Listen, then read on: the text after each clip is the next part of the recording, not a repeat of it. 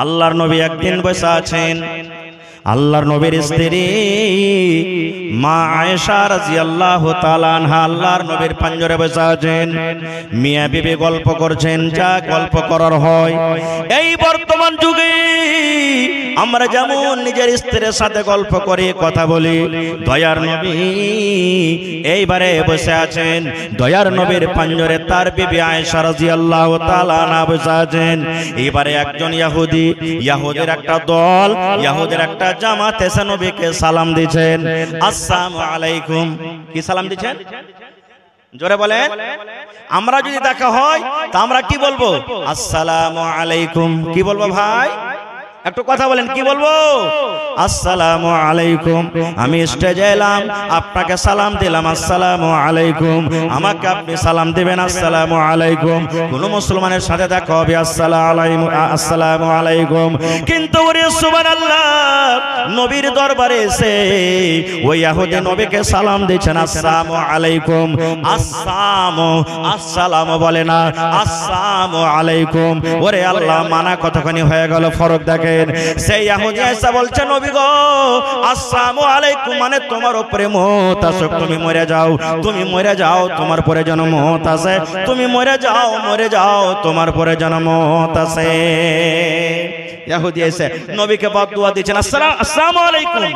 আর আমরা যেটা সালাম দিচ্ছি, শরীয়ত বলেছেন আসসালামু আলাইকুম মানে আল্লাহর সালামতি তোমার পরে হোক, আল্লাহর দয়া তোমার পরে হোক, এটার মানে হলো এটা। আর ও নবীকে সালাম দিচ্ছে আসসালামু আলাইকুম। আচ্ছা বলেন তো, দুনিয়াতে যতই কোনো মানুষের কোনো মা খালারকে পুরুষ খারাপ হয়, ভালো তো দূরের কথা, যদি একটা ভাই কেউ চুরি করছে, ডাকাতি করছে, মদ পান করছে, আর ওর স্ত্রীর সামনে যদি পুরুষটাকে গাল দেন, তো স্ত্রীটা গাল দিবেন আপনাকে? ভালো করবে না ঝগড়া করবে আপনার সাথে?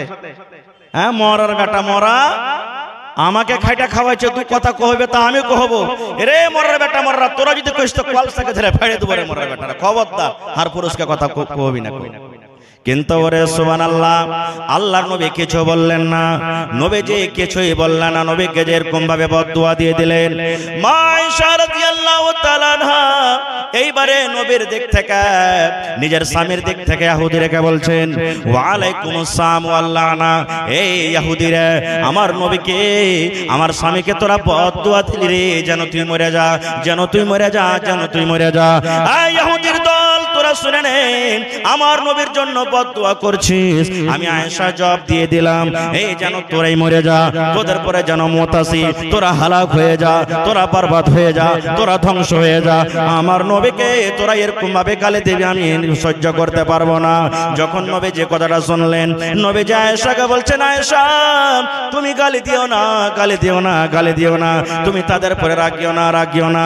এবারে মা আয়েশা বলছেন, ইয়া রাসূলুল্লাহ, আল্লাহর নবী গো, আমার সামনে আপনাকে গালি দিবে আর আমি চুপ করে থাকবো, এটা আমি সহ্য করতে পারি না গো নবীজি, এটা আমি সহ্য করতে পারি না। আমার সামনে আপনাকে গালি দিবে, আমি এটা সহ্য করতে পারি না। এইবারে নবীজি আয়েশাকে বলছেন, আয়েশা রে, আমি ওয়া আলাইকুম বলে দিয়েছি, ওয়া আলাইকুম আমি বলে দিয়েছি, ওদের আমি জবাবটা দিয়ে দিয়েছি। যদি আমাকে ভালো নিয়তে সালাম দিয়ে থাকে, ওরা ভালো উত্তরটা পাবে, ভালো দোয়া পাবে। আর যদি ওরা মন্দ নিয়তে সালাম দিয়ে থাকে, তাইলে ওয়া আলাইকুম, তাদের বদদুয়া তাদের দিকে ঘুরে চলে যাবে। কেউ যদি রাগ করে বলে আমি আসমানকে ছুপ দিয়ে দেবো, ছুপ কার মুখে লাগবে? আসমানকে লাগবে না, নিজের মুখে লাগবে? জোরে বলেন। নবীজি বলছেন ওই নিজের হালাক বরবাদ হয়ে যাবে, তারপরে মওত আসবে। তাহলে হাদিসটা কেন আমি বুঝালাম?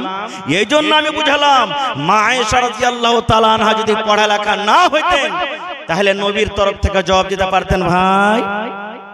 জোরে বলেন, জবাব দিতে পারতেন?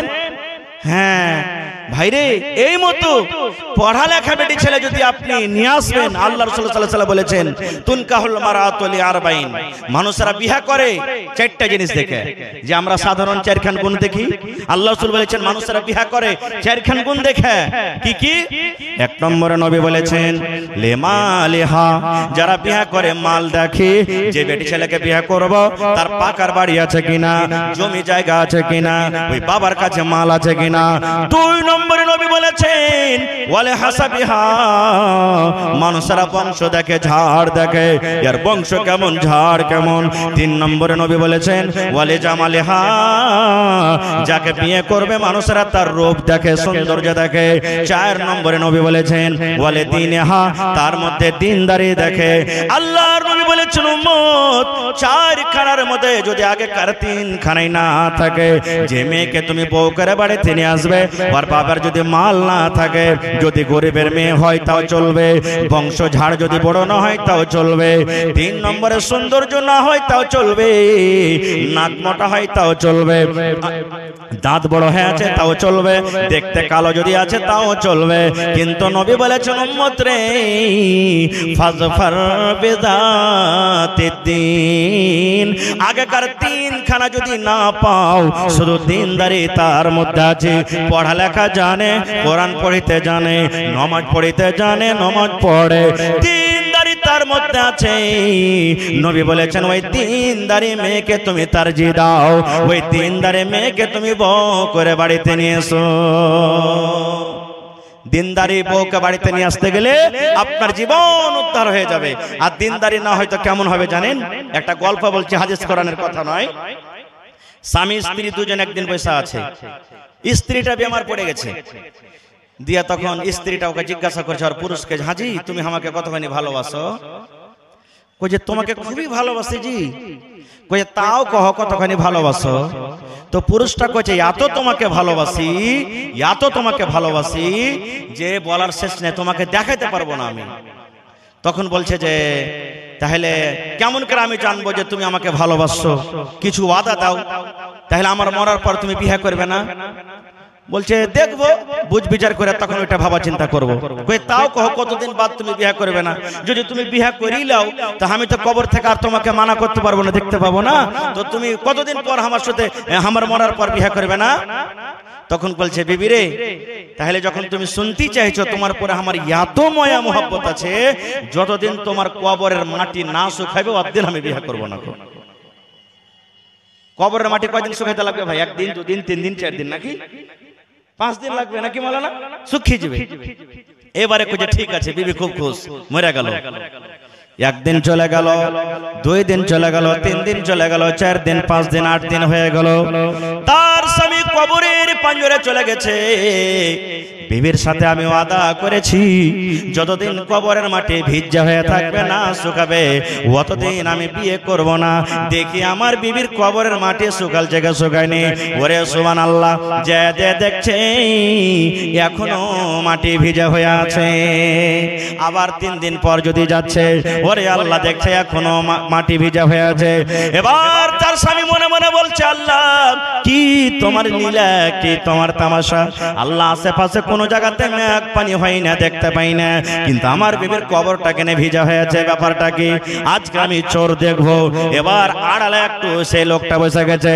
বসে যাওয়ার পর এবার দেখছে ওর যেটা সালা ছিল, একটা কে ছিল সালা, স্ত্রীর ভাই কেন সালা বলে, ওর সালাকে দেখছে যে এক বদনা পানি লিয়ে ডলে করে চলে এসছে আর কবরে ঢালছে, কবরে ঢালছে। তখন ওকে যা ধরে নিয়ে বলছে, এই শালা হারামি, তুই কেন মাটিতে কবরে পানি ঢালছিস রে? কি ব্যাপার, কি হয়েছে তোর? কইছে বহনু তুমি জানো না, বুবু মরে সেদিন আমাকে কয়ে গেছে যে তুই রোজ দিন একবার করে যে 1 ডলে করে পানি ভিজাবি কবরে, তার লাগে আমি কবরকে ভিজাছি। সুবহানাল্লাহ। কহেন তো এরকম করে পানি যদি ঢালতি থাকে সারা জীবন কেটে যাবে, তার কবর শুকাইবে না, আর না কবর শুকাবে না বিয়ে করতে হবে। হায়রে আল্লাহ, ভাই আমার, তাহলে এরকম স্ত্রী যদি বাড়িতে নিয়ে আসেন, পড়ালেখা না হয়, তাহলে জীবনটা সুখে শান্তিতে কাটবে। আর একটু আগে চলেন, আল্লাহর নবী যখন দুনিয়া থেকে চলে গেলেন, তারপরে খলিফা হলেন কি আবু বকর রাদিয়াল্লাহু তাআলা আনহু। বড় কথা বলবো না, উনিও দুনিয়া থেকে চলে গেলেন। 2 নম্বর খলিফা হলেন কে? উমর ফারুক রাদিয়াল্লাহু তাআলা আনহু।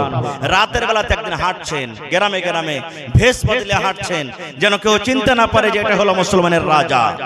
মুসলমানের রাজা যেমন আমার মুখিয়াজি, আমাদের খুট্টি পঞ্চায়েতের মুখিয়া, এই মতো মুসলমানের আমির ছিলেন কে? উমর ফারুক রাদিয়াল্লাহু তাআলা আনহু।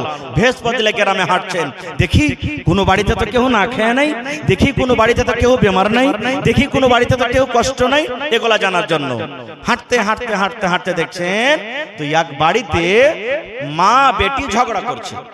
মা বেটি ঝগড়া করছে। এবার তাদের কথা ঝগড়া শুনে, আওয়াজটা শুনে উমর ফারুক তাদের দুয়ারে কিন্তু দাঁড় হয়ে গেলেন রাতের বেলাতে, যে রাতে বাড়ি যাব ঠিক হবে না, দেখি মা বেটি কি ঝগড়া করছে।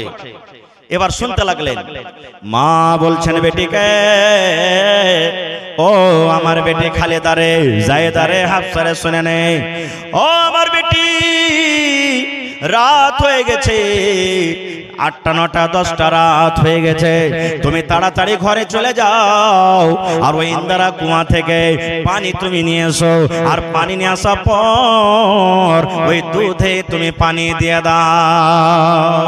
কিসে পানি দাও? দুধে পানি দাও। আচ্ছা বলেন এটা জায়েজ না না জায়েজ? দুধে পানি দিয়ে বিক্রি করা হারাম, কিন্তু নিজের বাড়িতে দুধে পানি মিশাল করাটা জায়েজ, হালাল আছে, মানা নাই। 1 কিলো দুধ আছে, ছেলে পেলে বেশি, 1.5 কিলো দুধ লাগবে, 1/2 কিলো পানি মিশাল করে খান, মানা নাই। কিন্তু 1 কিলো দুধকে 1.5 কিলো করবো, টাকা বেশি হবে, আর আপনি পানি মিশাল করে বিক্রি করবেন, এটা হলো হারাম। সুবহানাল্লাহ।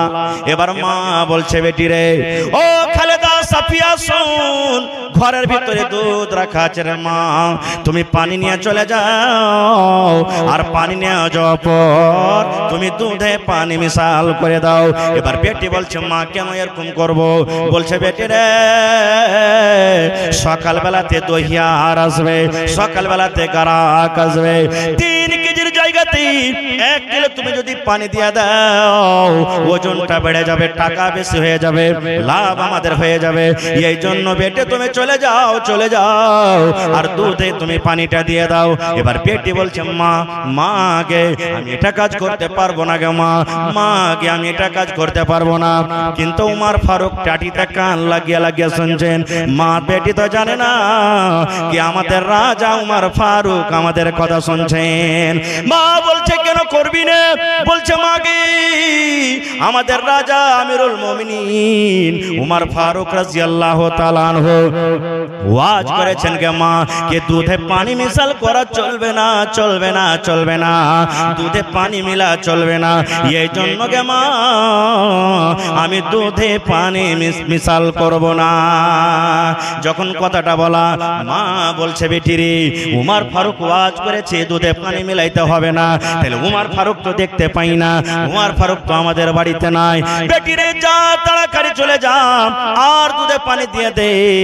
আমরা মা বেটি যদি রাতের অন্ধকারে এই কাজটা করে ফেলি, তাহলে উমর ফারুক জানতে পারবে না, উমর ফারুক দেখতে পাবে না, আর উমর ফারুক জানতে না পারতে গেলে আমাদেরকে ডাঁড় জরিমানা করবে না। এই ভাই মুসলমান, এবার বেটির কথা শুনেন। বলছে, মা গে আমি এটা কাজ করতে পারবো না গে মা, পারবো না। বলছে, কেন পারবি না? বলছে, মা গে উমর ফারুক যদি আমাদেরকে না দেখেন, উমর ফারুক যদি এখানে না থাকে গে মা, একজন কিন্তু দেখছেন যার নাম হলো কি আল্লাহ, আল্লাহ দেখছেন মা, এই জন্য আমি দিতে পারবো না পানি। সুবহানাল্লাহ। চলে গেলেন উমর ফারুক বাড়িতে। সকাল হইলো, সব বেটাকে বসিয়ে দিলেন। বসতে বলছে, এই বেটা শোন, তোদের জন্য আমি একটা খুব সুন্দর বেটি ছেলে বহু দেখেছি, তোমরা কে আছো এমন যে তোমরা পছন্দ করছো যে তাকে বিয়ে করবে? একটা বেটা রাজি হয়ে গেল, মেয়েটাকে ডেকে পাঠালেন। মেয়েটাকে ডেকে পাঠিয়ে পরে বলছে, মা তোমার চরিত্র আখলাক আমি বুঝে ফেলেছি, এই জন্য আমার বাড়ির তোমাকে বউ করব, তুমি কি রাজি আছো? উমর ফারুক যিনি মুসলমানের আমির রাজা, সামান্য একটা সাধারণ ঘরের মেয়ে শুধু দিনদারি ইমানদারি হওয়ার কারণে বউ হয়ে গেল। সুবহানাল্লাহ। এ ভাই মুসলমান, তাহলে মেয়ে ছেলের ইলম শিক্ষা দরকার আছে না নেই? জোরে বলেন, আছে না নেই? আছে। আর একটু আগে চলেন। আল্লাহর নবীকে মক্কার লোকেরা গাইল দিত, কেউ জাদুকর বলতো, কেউ বলতো যে এই পাগল, কেউ বলতো কি দিওয়ানা, কেউ বলতো কে জিন আসছে, কেউ বলতো যে ভূত আসছে। হাদিস বুখারী শরীফের মেলা এরকম গাইল দিত। আল্লাহ কোরআনে বলছেন তাও যে মক্কার লোকেরা নবীকে কিভাবে গাইল দিয়েছে। ছোট ছোট বাচ্চা, এখনো বালিগ হয়নি, সাবালক হয়নি, ছোট ছোট বাচ্চা।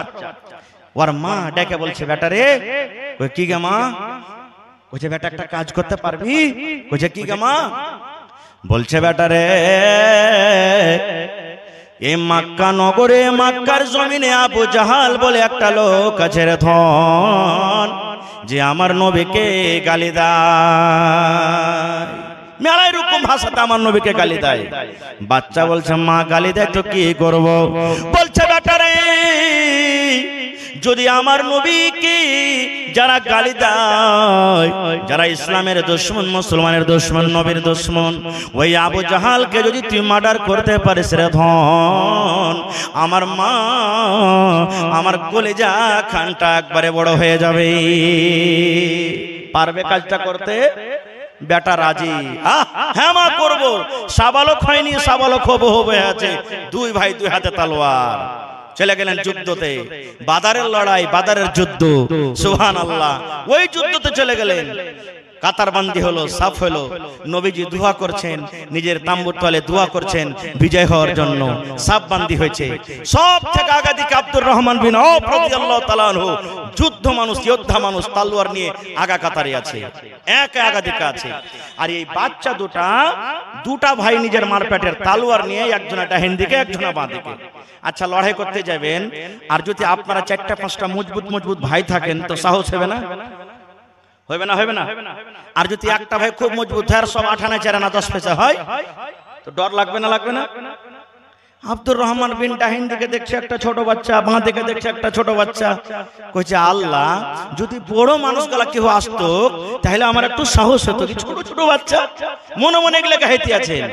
এবার শুনেন, আব্দুর রহমান বিন আওফ বলছেন, ওরে সুবহানাল্লাহ, মনে মনে আমি এই কথা বলতে আছি, আল্লাহ আমার দুই দিকে দুইটা ছোট ছোট বাচ্চা।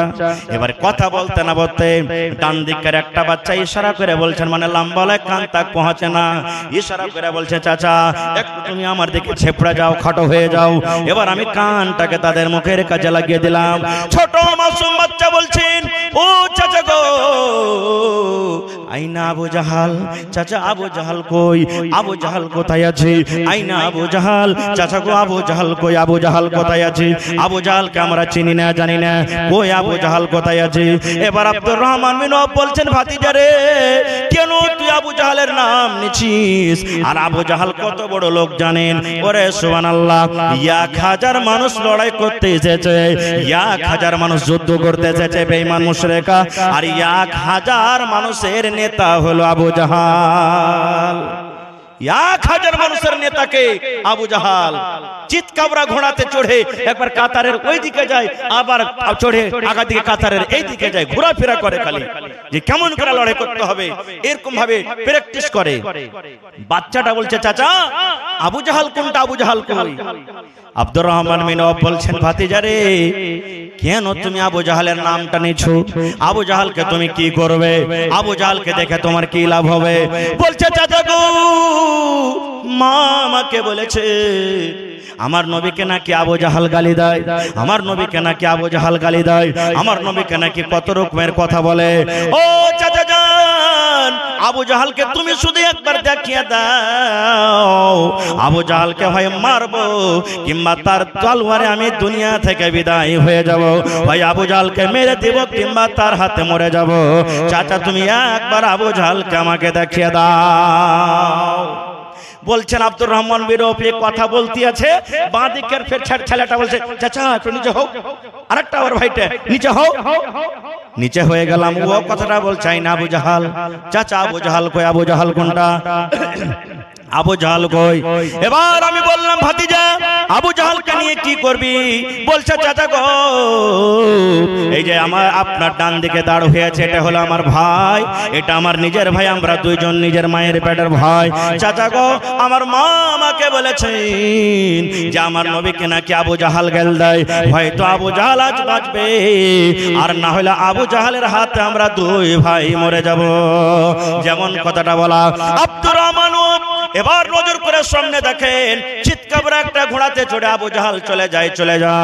এবার ইশারা করে দুমন থেকে বলছেন, ভাতিজা রে, ওই যে দেখো তোমাদের শিকারী, যার জন্য তোমরা এসেছো রে ভাতিজা, ওই যে তোমাদের দুশমন, নবীর দুশমন ওই দেখো ঘোড়ার উপরে চড়ে চলে যায়। ওরে আল্লাহ আব্দুর রহমানি বলেন আমার মুখ দিয়ে কথাটা এখনো পূর্ণভাবে বলা হয়নি। আল্লাহ রে আল্লাহ, দুইজন বাচ্চা বাঘ যেমন মানুষকে দেখে ঝাঁপিয়ে পড়ে এমন জোর করে তারা ঝাঁপিয়ে পড়েছে। ইয়াকে সঙ্গে আবু জাহালের উপরে তারা লাফিয়ে তালোয়ার খোঁজা দিয়েছে। আর যেমনই তালোয়ার মেরে দেওয়া আল্লাহ রে আল্লাহ আবু জাহাল ঘোড়ার উপর থেকে পড়ে যায়। নারে তাকবীর! হয়নি, হবে না, হতে পারে না, আমার নবীর সাথে কারো তুলনা হয়নি, হবে না, হতে পারে না, আমার নবীর সাথে কারো তুলনা। হায়রে তুলনা তো দূরের কথা, ছায়াও মিলে না, হয়নি, হবে না, হতে পারে না, আমার নবীর সাথে কারো তুলনা হয়নি, হবে না, হতে পারে না, আমার নবীর সাথে কারো তুলনা। সকল নবী রাসূল ছিলেন খোদার দিবানা, দু নয়নে দেখব খোদা ছিল তামান্না। আরে মর নবীকে ডেকে নিলেন, আরে মর নবীকে ডেকে নিলেন, দেখবে রব্বানা। হয়নি, হবে না, হতে পারে না, আমার নবীর সাথে কারো তুলনা হয়নি, হবে না, হতে পারে না, আমার নবীর সাথে কারো তুলনা। ইউসুফকে দেখে যারা আঙ্গুল কেটেছে তারা কে আমার নবীর রূপ দেখেছে। ইউসুফকে দেখে যারা আঙ্গুল কেটেছে তারা কে আমার নবীর রূপ দেখেছে। আরে দেখতো যদি কেটে দিত, আরে দেখতো যদি কেটে দিত কলিজাখানা। হয়নি, হবে না, হতে পারে না, আমার নবীর সাথে কারো তুলনা হয়নি, হবে না, হতে পারে না, আমার নবীর সাথে কারো তুলনা। যার শানে আল্লাহ তাআলা করলেন ঘোষণা, খোলকে আজিম আমার শাহে মদিনা। যার শানে আল্লাহ তাআলা করলেন ঘোষণা, খোলকে আজিম আমার শাহে মদিনা। মুসলমানে নবী ছাড়া কিছুই মানে না, মুমিনে কোরআন ছাড়া কিছুই বোঝে না। হয়নি, হবে না, হতে পারে না, আমার নবীর সাথে কারো তুলনা। নারে তাকবীর!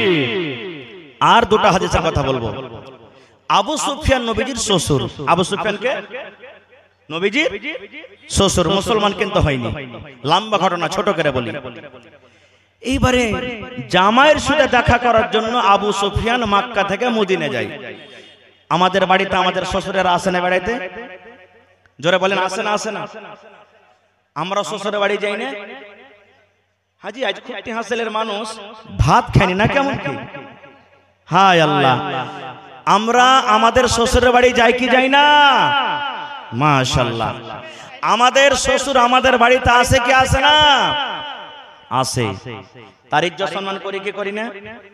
যদি শ্বশুরের ইজ্জতে যদি একটু কমি হয়ে যায় তো বিবিটা থুবে চার চাষ করবে, করবে না?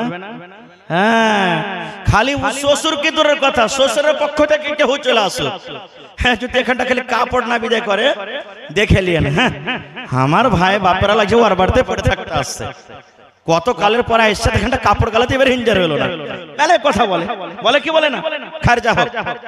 এবারে নবীজি বাড়িতে আছেন, কার বাড়িতে আছেন সেদিন? কার বাড়িতে? আবু সুফিয়ান বলছেন যে আমার বেটির বাড়িতে আছে, বেটির বাড়িতে আছে, বেটির ঘরে আছে। এবার এজাজত চাইলেন, নবীকে কাছে এজাজত চাইলেন, নবীজি বললেন আসতে দাও। মুসলমান কিন্তু হয়নি এখনো আবু সুফিয়ান। এবার গেলেন ভিতরে। আচ্ছা বলেন তো, আমাদের শ্বশুররা যদি আমাদের বাড়িতে আসে তা আমাদের স্ত্রীরা বসতে দিবে না দিবে না? জোরে বলেন, বসতে দিবে না দিবে না? ওরে সুবহানাল্লাহ, নবীজির বিছানা লাগা আছে, চোখের উপরে কিংবা পালঙ্গে নবীর বিছানা বিছা আছে। এইবারে আবু সুফিয়ান নবীর বিছানের উপরে বসতে যাবেন, জামাইয়ের বিছান, বেটির বিছান, বসতে যাবেন। যেমনই বসতে যাওয়া, সুবহানাল্লাহ, এইবারে বেটি বলছেন আব্বা গো থামো, ও আব্বা থামো থামো। মানে কেমন থামো? যেমন কুটুম বসতে ইচ্ছে কুরসিতে, আর যদি কোনো ময়লা টয়লা লেগে থাকে তো আমরা ঝেড়ে দিয়ে একটু বলবো না এই মতো নবীজির স্ত্রী ওরে সুবহানাল্লাহ আব্বাকে বলছেন, আব্বা থামো, একটু থামো, বসিও না, বিছানায় বসিও না আব্বা, বিছানায় বসিও না। আবু সুফিয়ান বললেন, আমি ধমক দিয়ে দাঁড় হয়ে গেলাম।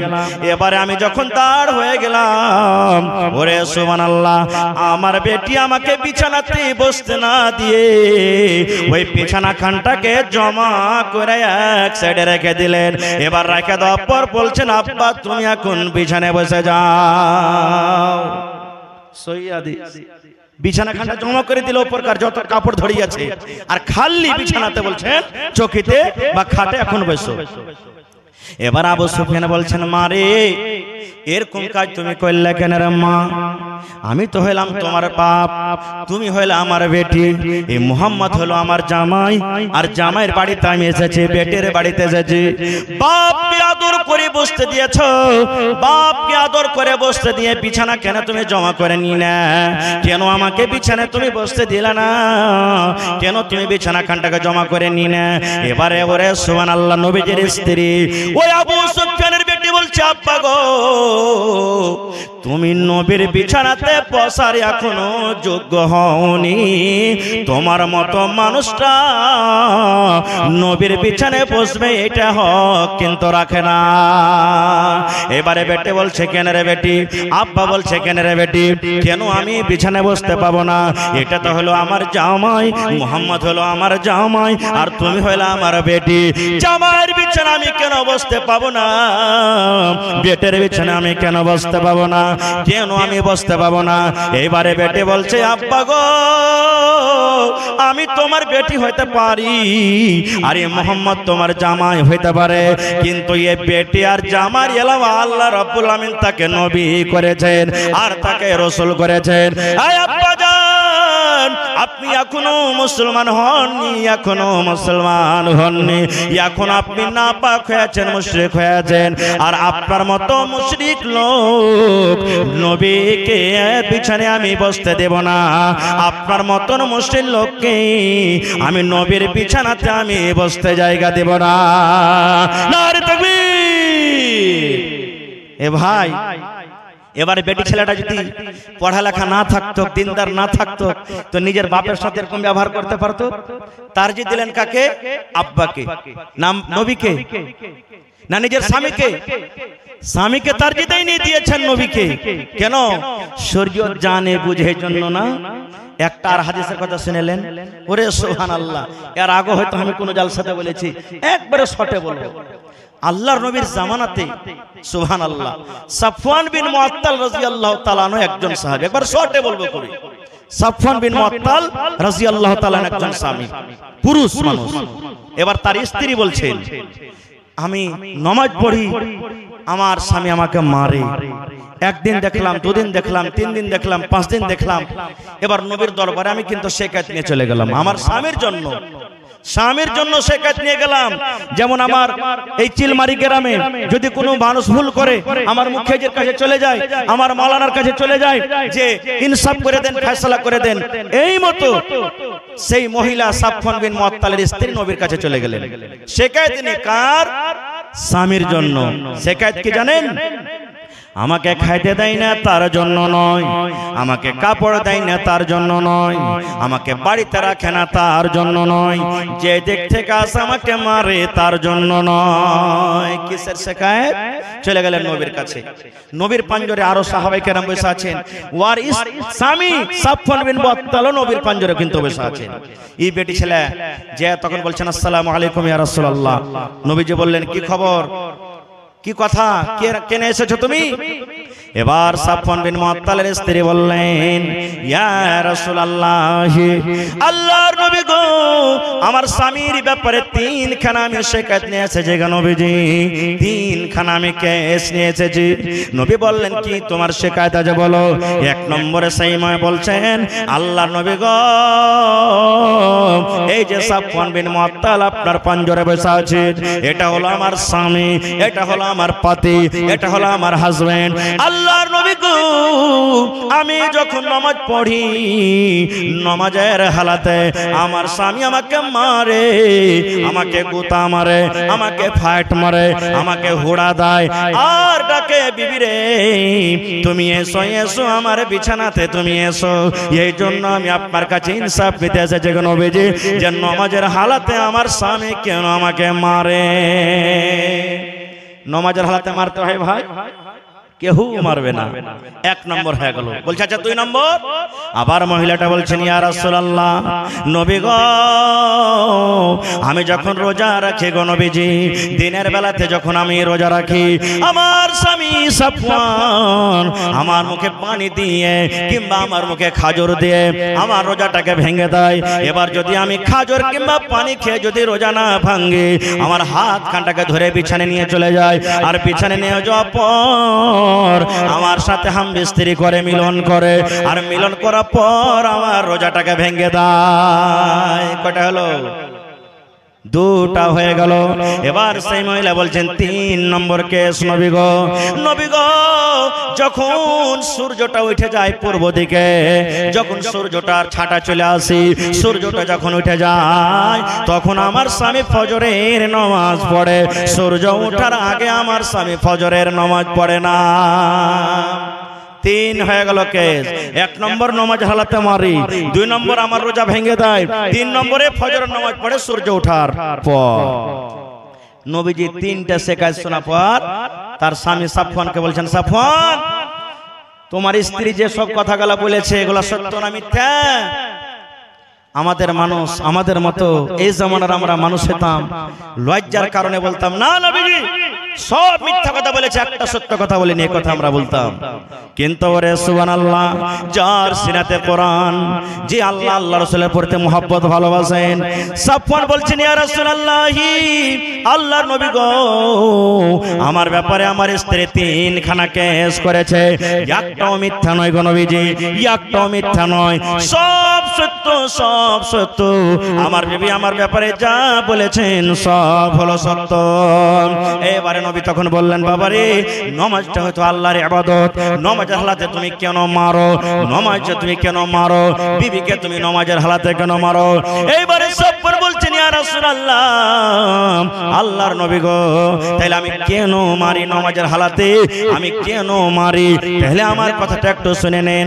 এবার সফর বলছেন ইয়া রাসূলুল্লাহ আমি একটা গরিব মানুষ, আমি কামে কাজে চলে যাই, মাঠে ঘাটে আমি কাজ করি, এবার কাজ করার পর সন্ধ্যাবেলাতে আমি বাড়ি আসি, মাগরিব এশার নামাজ পড়ে আমি ঘুমিয়ে যাই, বিছানায় চলে যাই।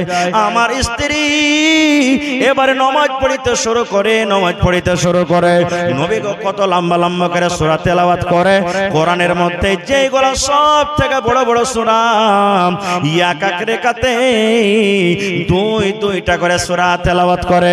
কোরআনের মধ্যে সূরা বাকারা সূরা লম্বা, সূরা নিসা, সূরা মায়েদা, সূরা আলে ইমরান, এই সূরাগুলো লম্বা লম্বা সূরা। 2টা সূরা মিলিয়ে মোটামুটি 4 থেকে 5 পারা। বলছেন ইয়া রাসূলুল্লাহ এক রাকাত নামাজে 4 পারা থেকে নিয়ে 5 পারা পর্যন্ত তেলাওয়াত করে। কোনদিন রাত 2টা হয়ে যায়, কোনদিন রাত 3টা হয়ে যায়, কোনদিন ফজর হয়ে যায় নামাজ পড়িতে পড়িতে। আর আমি মাঠে ঘাটে সারা দিন কাজ করি, বিছানে আমার কিন্তু ঘুম আসে না। আমি বুঝালাম একদিন বিবিকে বিবি রে এত লম্বা করে তুমি তেলাওয়াত করিও না, এত লম্বা করে তুমি নামাজটা পড়িও না। একদিন বুঝালাম, 2 দিন বুঝালাম, কিন্তু আমার কথা মানে না।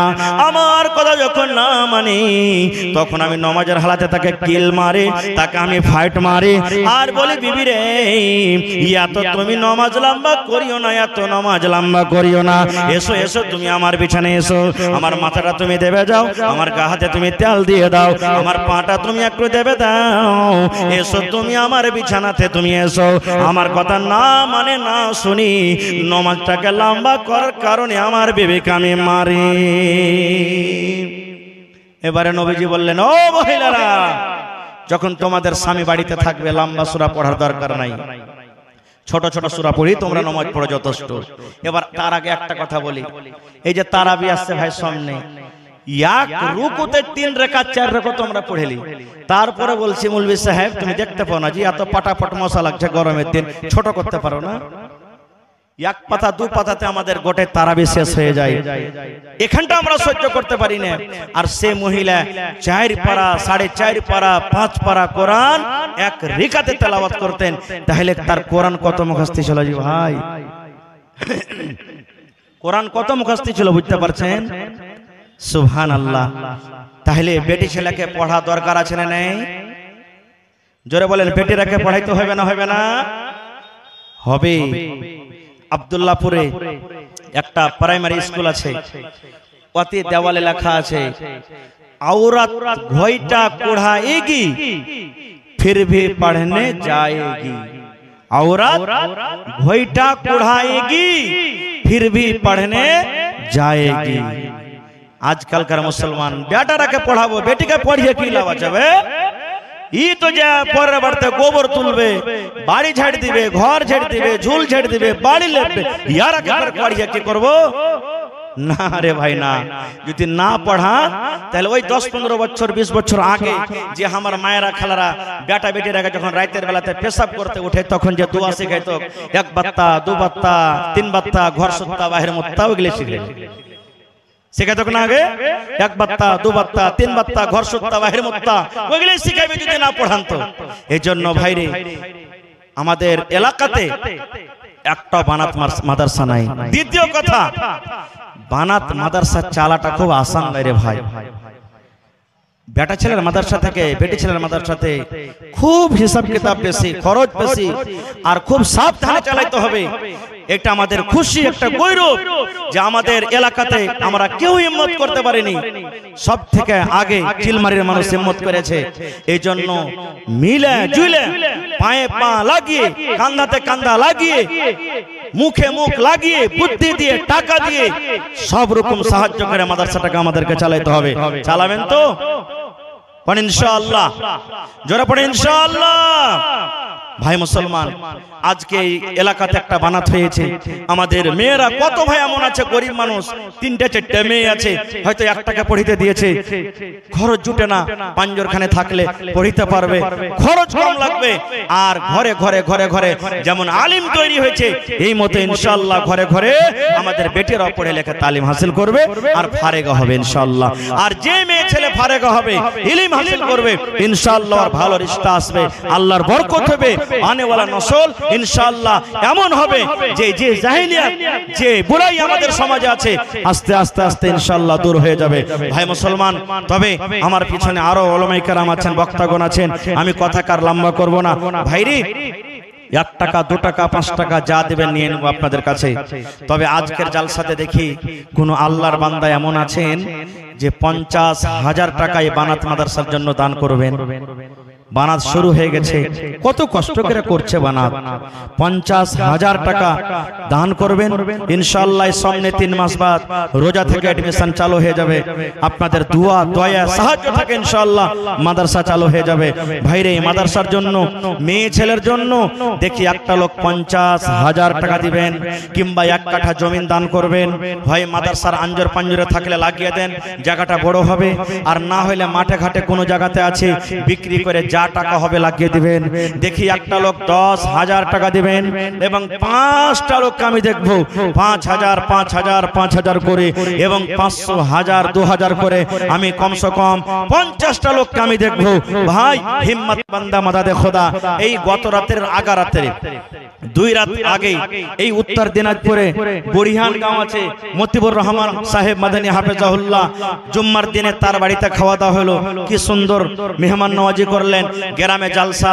ওরে সুবহানাল্লাহ, কি আপনাকে বলবো, একজন মহিলা একজন আমার মা খালা গলা থেকে 1.5 ভরি ওজনের সোনার চেন লেসে হাজির করে দিলেন, মোটামুটি যার দাম 1 লাখ থেকে বেশি। 1.5 ভরি হার 1 লাখ থেকে বেশি। টাকা পয়সা তো নিজের জায়গাতে আছে, যেতে পারলেন। ভাই আমার, তো আজকে দেখে আমার এলাকার মা খালা দাদি নানি খালারাকে যে চাদর গেছে ওর কি পেন্ডালে চাদর গেছে, চাদর আপনারা ভর্তি করে করে দিয়ে পাঠান বহিনারা খালারা মায়েরা।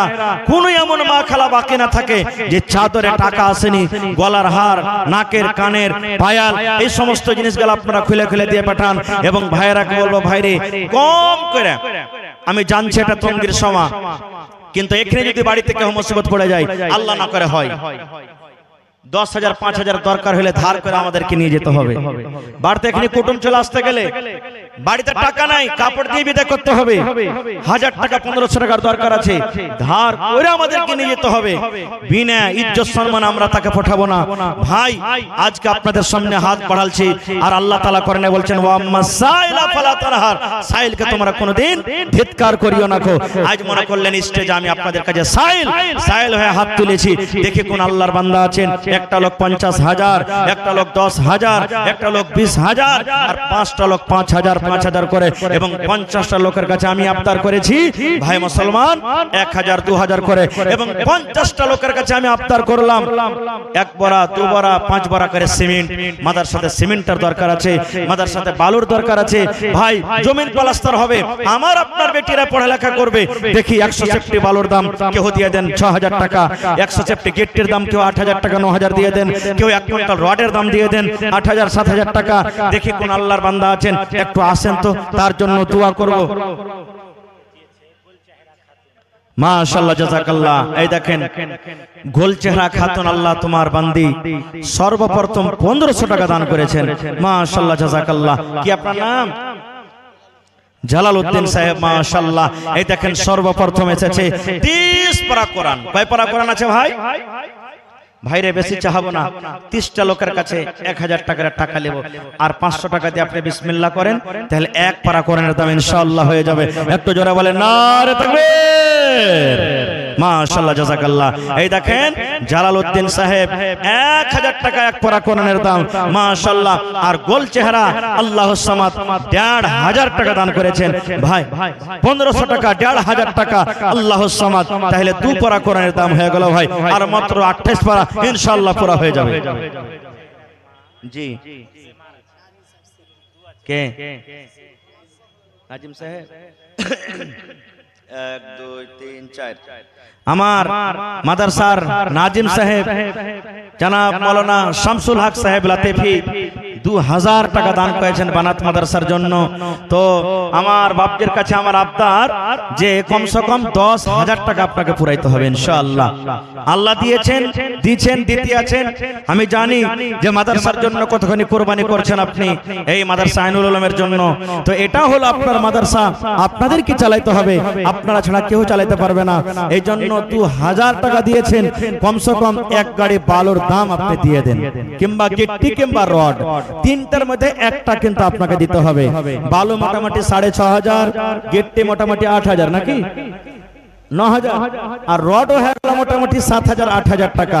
তো 3টার মধ্যে কোনো একটা আপনাকে গোছতে হবে। যদি 2,000 দিয়েছেন তো গিট্টি দিতে গেলে আর 6,000 টাকা লাগবে ইনশাআল্লাহ, বালু দিতে গেলে আরো 4,000 টাকা লাগবে, 4,500। তো কোনো একটা আপনি পুরা করেন ইনশাআল্লাহ, আল্লাহ তাআলা আপনার রোজগারে বরকত দিবে। মাশাআল্লাহ জাযাকাল্লাহ। এই দেখেন আল্লাহ আমার মামাজান সাবেত আলী সাহেব সমিতি, হ্যাঁ পঞ্চায়েত খট্টি হাসেলি, 1 2 3 4 5 6 7 8 9 10, মাশাআল্লাহ 5,000 টাকা দান করেছেন মামা আমার। নারে তাকবীর। মাশাআল্লাহ জাযাকাল্লাহ। রব্বানা যালামনা আনফুসানা ওয়া ইল্লাম তাগফির লানা ওয়া তারহামনা লানাকুনান্না মিনাল খাসিরিন। রব্বানা আতিনা ফিদ দুনিয়া হাসানা ওয়া ফিল আখিরাতি হাসানাতাও ওয়া কিনা আযাবান নার। হে রব্বুল আমিন, জালালউদ্দিন সাহেব 1000 টাকা 1 পারা কোরআনের দাম দান করে দিয়েছেন। আল্লাহ 1 লক্ষ টাকা মনে করে তুমি কবুল করে নাও, মনের আশাকে আল্লাহ পুরা করো, রোজে রোজগারে আল্লাহ বরকত দাও। হে আল্লাহ, গোল চেহারা নামে আল্লাহ 1,500 টাকা জমা করে দিয়েছেন, 1.5 লক্ষ টাকা মনে করে তুমি কবুল করে নাও। শুনতে পেলাম মা বাপ বেমারি হালাতে আছে, আজিবিল রব্বান নাস ইশফি আনতা শাফি লা শিফা ইল্লা শিফাউকা শিফা লা ইগাদিরু সাকামা। আল্লাহ তুমি ডাক্তারে ডাক্তার, সার্জনে সার্জন,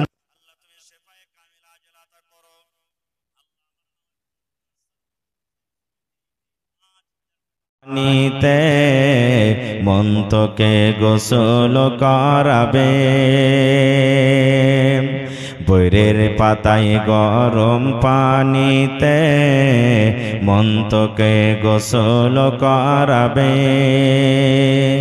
গোসল করাইয়া মনকে কাফন পহরাবে রে, আজ মন মর চঞ্চল রে। কাফন পরাইয়া মন্তর জানাজা পড়িবে, কাফন পরাইয়া মন্তর জানাজা পড়িবে, জানাজা পড়িয়া মন্তকে দফন করিবে রে, আজ মন মর চঞ্চল রে। মা কান্দিবে বেটার বেটা, বোন কান্দিবে ভাই,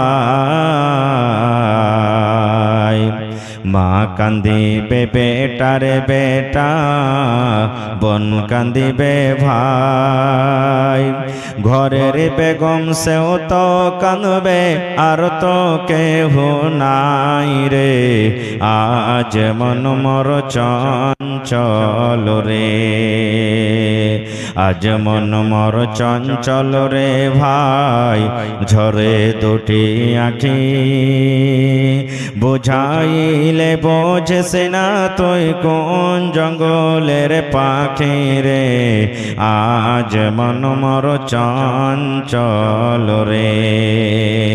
নারে তাকবীর। আজকে জলসার যোগ্যতম শ্রদ্ধেয় সভাপতি সাহেব, উপস্থিত উলামায়ে কেরাম, সামনে বসে থাকা ইসলাম দরদি দিন দরদি ভাই ও বাবাজিরা, পর্দানাসীন মায়েরা এবং খালারা, সমস্ত তারিফ ও গুণগান সেই মহান আল্লাহ তাবারাক ওয়া তাআলার জন্য, যে মহান আল্লাহ তাবারাক ওয়া তাআলা আজকে আমাদেরকে নরম গরম বিছানাকে ত্যাগ করে এই রাব্বানিয়া বানাত মাদ্রাসার এই আজকে জালসার পিন্ডালের তলাতে একত্রিত হয়ে বসে কিছু বলার ও শোনার তৌফিক দিয়েছেন, তাই আমরা সে আল্লাহর প্রশংসা করি। অন্তর থেকে মুহাব্বতের সাথে সকলেই পড়েন আলহামদুলিল্লাহ। একটু জোর করে পড়েন ভাই আলহামদুলিল্লাহ।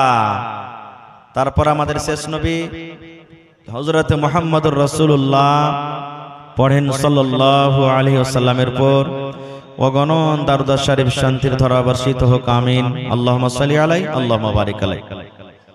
ভাই বন্ধুগণ, আপনাদের বসার কত সুন্দর ব্যবস্থা করেছে, পোয়াল বিছানো হয়েছে, তিরপাল বিছানো হয়েছে, বিছাইতেই আছে, আর আপনারা বাজারে রোডে ঘোরাফেরা করছেন, এটা কিন্তু দ্বীনি মজলিসের আদবের খেলাফ। আপনারা বসে যান ভাই, যারা দাঁড় হয়ে আছেন বসে যান, সাইডে যারা আছেন বসে যান জায়গা নিয়ে, যারা রাস্তাতে আছেন আপনারাকে বলবো, আপনারা জালসা শুনতে এসেছেন, দিনের কাজে এসেছেন, আপনারা চা পানি কিছু খাওয়ার থাকলে খেয়ে মজলিসে এসে বসেন। আপনারা মজলিসে বসলে শুনতে পাবেন, নেকি পাবেন। চায়ের দোকানে থেকে ভাই নেকি পাওয়া যাবে না, শুনতে পাবেন কিন্তু নেকি পাওয়া যাবে না। এই জন্য আপনারা আসেন আর বসেন।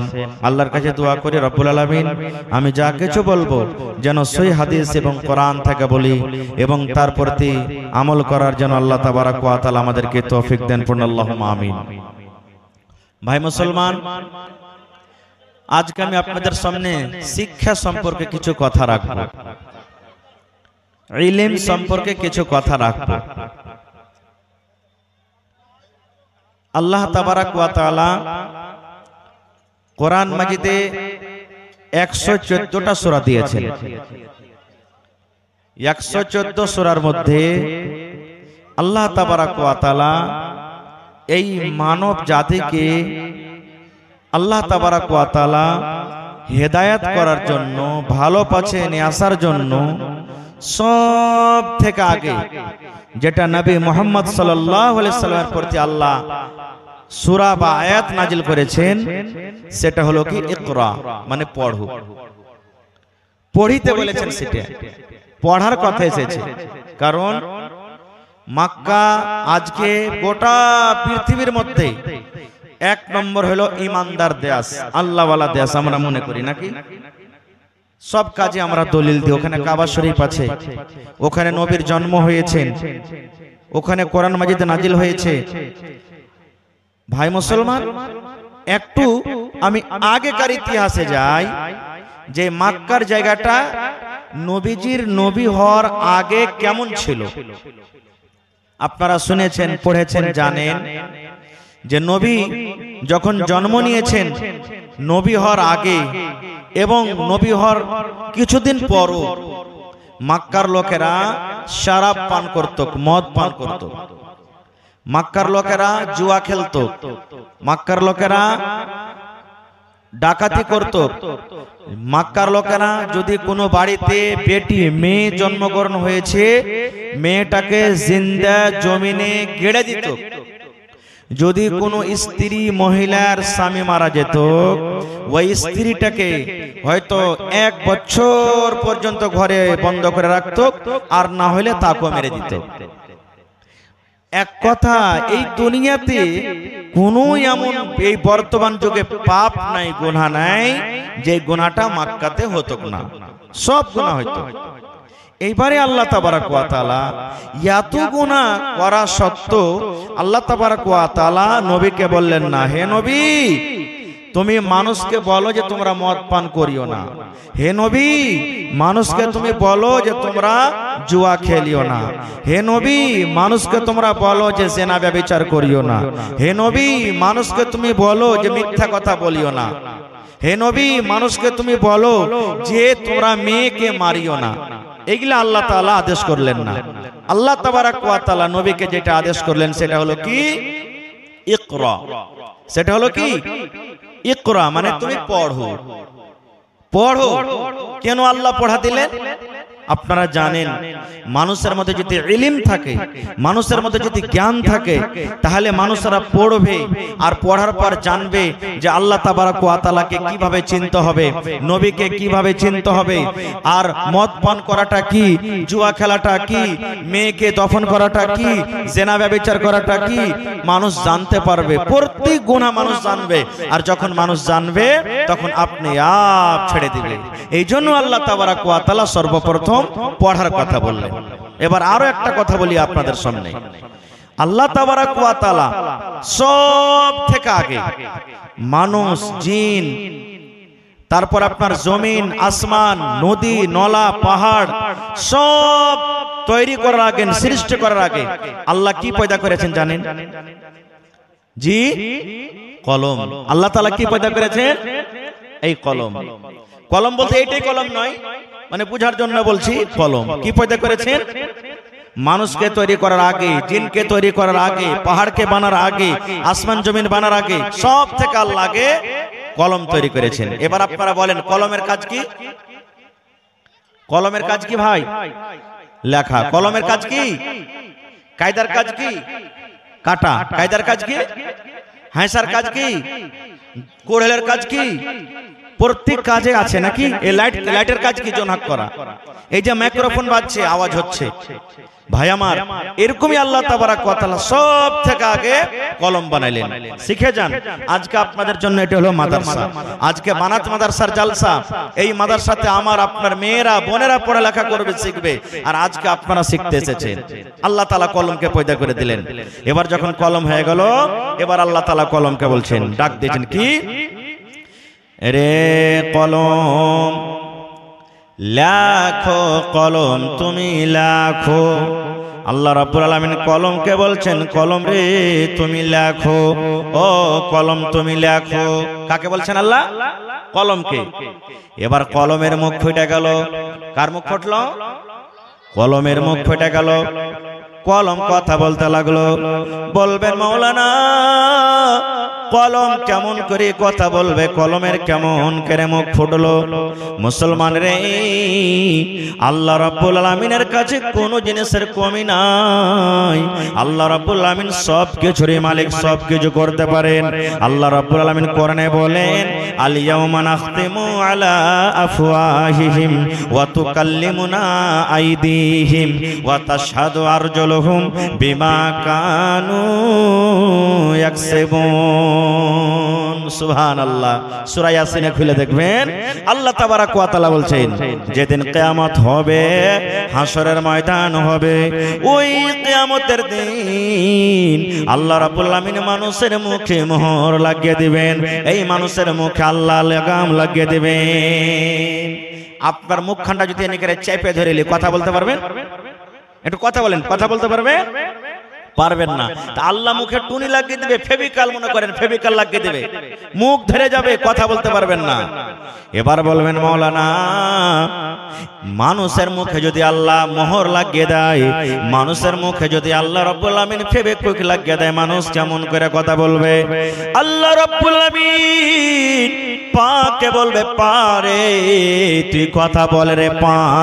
যে পায়ে আজকে আমরা কথাটি, যে পা কথা বলতে পারে না, আজকে যে হাত দিয়ে দুনিয়ার কত কাজ আমরা করি, এই হাতে কথা বলতে পারে না। আল্লাহ রাব্বুল আলামিন মুখের শক্তিকে আল্লাহ ঘটিয়ে দিবেন, মুখের শক্তিকে আল্লাহ শেষ করে দিবেন। এই মুখে আল্লাহ মোহর লাগিয়ে দিবেন। আল্লাহ রাব্বুল আলামিন পাকে বলবে, পারে বল দুনিয়াতে তুই কি করেছিলি রে পা? এই পা তুই কি করেছিলি? এই হাত তুই কি করেছিলি? আল্লাহ রাব্বুল আলামিন আদেশে ওরে সুবহানাল্লাহ, হাত পট পট পট পট পট পট করে কথা বলবে। আল্লাহ আমার দ্বারাতে এটা করাল চলো, আল্লাহ আমার দ্বারাতে এটা করাল চলো, আল্লাহ আমার দ্বারাতে এটা করাল চলো, আল্লাহ আমার দ্বারাতে এটা করাল চলো। ওয়া তাশহাদু আরজুলুহুম, হাত যখন নিজের কথা বলতে লাগবে, আল্লাহ 50 বছর জীবনে আমার সাথে এই এই এই এই কাজ কথা করিয়ে নিয়েছে রব্বুল আলামিন। ওয়া তাশহাদু আরজুলুহুম, পা গাওয়া দিয়ে দিবে, আল্লাহ জি হাত যা বলছে ঠিকই বলছে, হাত সত্য কথা বলছে, পা গাওয়া দিয়ে দিবে। বিমা কানু ইয়াকসিবুন, দুনিয়াতে আমরা যা কিছু করব। এটা বিশ্বাস আছে যে হাত একদিন কথা বলবে? জোরে বলেন, বিশ্বাস আছে কি? বিশ্বাস আছে পা একদিন কথা বলবে? জি, কোরআনের কথা। আর যারা কোরআনকে বিশ্বাস করে না তারা কোনোদিন মুমিন হইতে পারে না। কারণ আল্লাহ তাআলা কোরআনের ব্যাপারে সব থেকে আগে নিজে বলছেন। 2 নম্বর সূরা আলিফ লাম মিম, যালিকাল কিতাবু লা রাইবা ফীহি হুদাল লিল মুত্তাকিন। ওরে সুবহানাল্লাহ। আল্লাহ রাব্বুল আলামিন বলেন, রে দুনিয়ার মানুষ, যালিকাল কিতাব, কোরআন এমন একটা বই, কোরআন এমন একটা কিতাব, কোরআন এমন একটা আল্লাহর পুস্তক, লা রাইবা ফীহি, যাতে কোনো রকমের শক নাই, যাতে কোনো রকমের সন্দেহ নয়। এই কোরআনটা হলো আল্লাহর কিতাব, আল্লাহর কিতাব হইতে কোনো রকমের শক নয়। এবার আল্লাহ বলেন, বান্দারে এই কোরআন আমি কেন দিলাম, কেন দিলাম কোরআনটা, কেন দুনিয়াতে দিলাম, আমি মানুষকে কোরআন কেন দিলাম? আল্লাহ রাব্বুল আলামিন বলেন, বান্দারে কোরআনটা আমি এই জন্য দিলাম, কোরআন তোমরা পড়বে, কোরআন তোমরা পড়বে, কোরআনের মানা বুঝবে, কোরআন তেলাওয়াত করবে, আর হুদাল লিল মুত্তাকিন। আর আল্লাহ রাব্বুল আলামিন বলেন এই কোরআনটাতে মুত্তাকিদের জন্য হিদায়াত রয়েছে। নারে তাকবীর। ভাই আমার, তাহলে বুঝা গেল কিয়ামতের দিন হাত পা গাওয়া দেবে। তাহলে কলম কথা কেন বলতে পারবেন না? বলতে পারবেন না? পারবেন না? আল্লাহ রাব্বুল আলামিন কলমকে ডাকতে বলবেন, এই কলম, কলম রে তোমার কাজ হলো লেখা, তুমি লেখো, কলম তুমি লেখো, এই কলম তুমি লেখো, তোমার কাজ হলো লেখা, কলম তুমি লেখো। ওরে সুবহানাল্লাহ। এইবারে কলম তখন আল্লাহকে বলবেন, মাবুদ কি লেখবো আল্লাহ আমি জি, কি লেখবো আল্লাহ আমি জি, কি লেখবো আল্লাহ তুমি আদেশ করো। লেখার জন্য আমি আল্লাহ তৈয়ারি আছি, রেডি আছি, আল্লাহ তুমি আদেশ করো কি আমি লিখবো। এইবারে আল্লাহ রাব্বুল আলামিন বলবেন, কলম রে কিয়ামত পর্যন্ত যা কিছু হবে, কিয়ামত পর্যন্ত যা কিছু হবে রে কলম তুমি সমস্ত কিছু লিখে দাও, সমস্ত কমেজকে লিখে দাও। এবারে কলম ঘস ঘস ঘস ঘস ঘস করে আল্লাহ রাব্বুল আলামিনের আদেশে কিয়ামত পর্যন্ত যা কিছু ঘটবে, কলম এক এক সব তিনটা চারটা পাঁচটা ছটা করে মৌলভী সাহেব হবে হয়েছে, কিন্তু আমার এই গোটা খুট্টির পঞ্চায়েতে যতদূর আমি জানি আমার মনে হয় যে চিলমারি গ্রাম শুধু বাদ দিয়ে কোনো এমন গ্রাম নেই যে এক কোটা বেটি ছেলে পড়ে লেখা ফারিক হয়েছে, একটাও মনে হয় নাই। শুধু চিলমারি গ্রামে মোটামুটি না হইলে কমসে কম 30-35 জন মেয়ে ছেলেরা আছে, বোনেরা বেটিরা আছে যারা 8 বছর 10 বছর পড়ে লেখা ফারিক হয়েছে। আর তাছাড়া না আমার বিচলা টোলা, না খুট্টি হাসেলি, না পিপল টোলা, না চিড়িয়ারাইকা, না খাত্তাহাট, আমার মনে হয় একটাও গ্রামে হ্যাঁ রানিং এ আছে। আল্লাহর রহমতে আল্লাহর দয়াতে মানুষ শুরু করে দিয়েছে। কেউ হয়তো বুলুগুল মারাম পড়ছে, কেউ হয়তো মিশকাত পড়েছে, কেউ হয়তো আর কিছু পড়েছে, কিন্তু ফারেগা কিন্তু একটাও নাই। এই জন্য ভাই মুসলমান আরো একটা কথা বলি, যেমন বেটাকে আপনি তালিম দিচ্ছেন, বেটাকে পড়াইছেন, এই মতো বেটিকেও আপনাকে পড়াইতে হবে, না হবে না? বেটিকে পড়াইতে হবে না হবে না? জোরে বলেন। আল্লাহর নবী সাল্লাল্লাহু আলাইহি ওয়াসাল্লাম বলেছেন, তলাবুল ইলমি ফারিজাতুন আলা কুল্লি মুসলিম। আরে আমার উম্মত, তোমরা কান করে শুনে নাও, প্রত্যেক মুসলমানদের জন্য ইলম হাসিল করাটা হলো ফরজ, ইলম হাসিল করাটা হলো ফরজ। ইলম হাসিল করতে হবে, শিক্ষা মানুষকে নিতে হবে। এই জন্য নবী বলেছেন প্রত্যেক মুসলমানদের জন্য ইলম হাসিল করা ফরজ। তাহলে মুসলমান বলতে কি শুধু পুরুষেরা? জোরে বলেন, শুধু পুরুষেরা? কি মহিলারা কি মুসলমান নয়? জোরে বলেন, বেটি ছেলেগুলা মুসলমান নয়? ওরাও মুসলমান। যেমন পুরুষকে ইলম শিখতে হবে, মেয়ে ছেলেকে ইলম শিখতে হবে। বলবেন হাজি মাওলানা মেয়ে ছেলেরা ইলম শিখে কি করবে? তাহলে একটা ঘটনা বলছি আপনাদের সামনে, হাদিসের কথা।